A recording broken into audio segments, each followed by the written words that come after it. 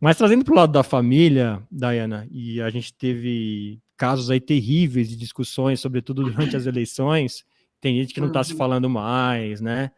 Exatamente por esse tipo de comportamento da comunicação violenta, por não exercer a comunicação não violenta. Como é que faz agora? Como é que a gente retoma os laços? É possível? Você tem Fernanda, alguma olha dica para a só. gente? Como é que faz? Se você tiver resposta concreta, você me conta. Estou precisando. Mas vamos lá, algumas coisas sobre isso. Primeiro, a família é um dos ambientes mais complexos de conflito, porque são pessoas que eu conheço há muito tempo, que eu já tenho opiniões formadas sobre elas, que eu carrego mágoas, que eu já tenho, eu desenhei o estereótipo de quem é essa pessoa, e a gente tende a enrijecer as pessoas naqueles rótulos que a gente acha que elas são. Então, eu vou falar assim, ai, aquele meu tio grosso, sem noção, machista, vem aí.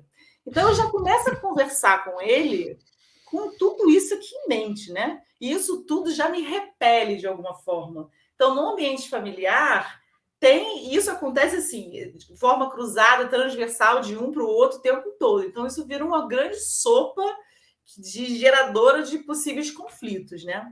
O que acontece com a discussão política, que é no fundo, a discussão política entre direita e esquerda é uma discussão de valores humanos. Então, a pessoa de esquerda ou da direita, aí eu vou colocar aqui os rótulos que a gente vê, tá? Tá. Ah, o fascista conversando com o comunista, né? Que é isso. Ah, você Isso. é fascista, ah, você é comunista, ah, então não quero isso daqui, sai, e não leva a lugar nenhum. E no fundo eu que sou aqui rotulado como comunista, vejo em você uma ameaça ao que é importante para mim. E para aquele que é rotulado como fascista, ele vê os ideais, a forma como quem é rotulado como comunista pensa, como uma ameaça àquilo que é importante para ele.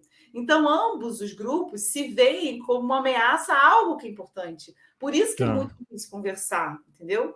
E aí, nessa questão, quando é difícil conversar, você tem que entrar nessa conversa sabendo o seguinte: quem é essa pessoa na minha vida? No sentido de qual é o grau de vínculo emocional que eu tenho com ela. Se essa relação se perder, qual é a dor emocional que eu vou sentir?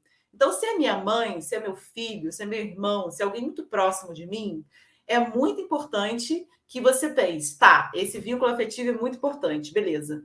O quanto que é importante para você discutir essas questões políticas ou dos valores ou dos princípios que cada lado representa. Se isso também for muito importante para você, ou seja, eu não vou abrir mão de falar da política e eu não quero perder esse vínculo. Nesse quadrante é onde você vai precisar usar muito a sua inteligência emocional, É a parte paciência, mais complexa, né? comunicação. Porque você não quer perder nenhum dos dois, entendeu? Exato.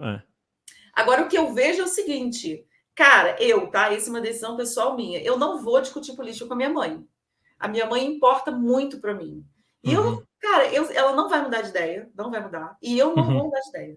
Então, não adianta discutir. Então, o que a gente faz? Acomoda. Então, o vínculo é mais importante do que o resultado dessa conversa. Então, eu Tá. acomodo. Então, é importante você saber, na discussão com algum familiar seu, entendeu? Essa escala de valores. Quem é a pessoa e o quanto que a conversa importa. Porque, às vezes, a gente está discutindo, não vai levar a lugar nenhum. Então, às vezes, é melhor não falar.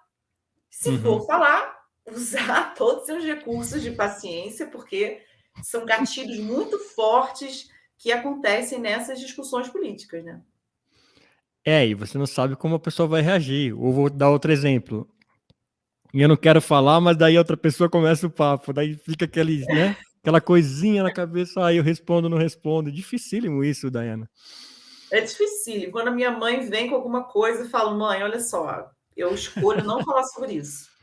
Tá. Vamos falar de outra coisa, vamos mudar de assunto. E aí, agora, tem algumas discussões que são importantes. E quando você entra na discussão que é importante sobre um assunto espinhoso, que você já sabe que a pessoa pensa diferente de você, é importante que, se você, principalmente se você estuda CNV, comunicação, se você quer se desenvolver nisso, você precisa saber que essa pessoa ela vai te atacar. Ela vai dizer que você está louca, que você não está vendo a verdade, que você está falando absurdo, que você está defendendo ideias X, Y, Z. Então, assim, como você se preparar, né? O que eu vou fazer quando a pessoa me rotular de X, Y, Z maneiras, né?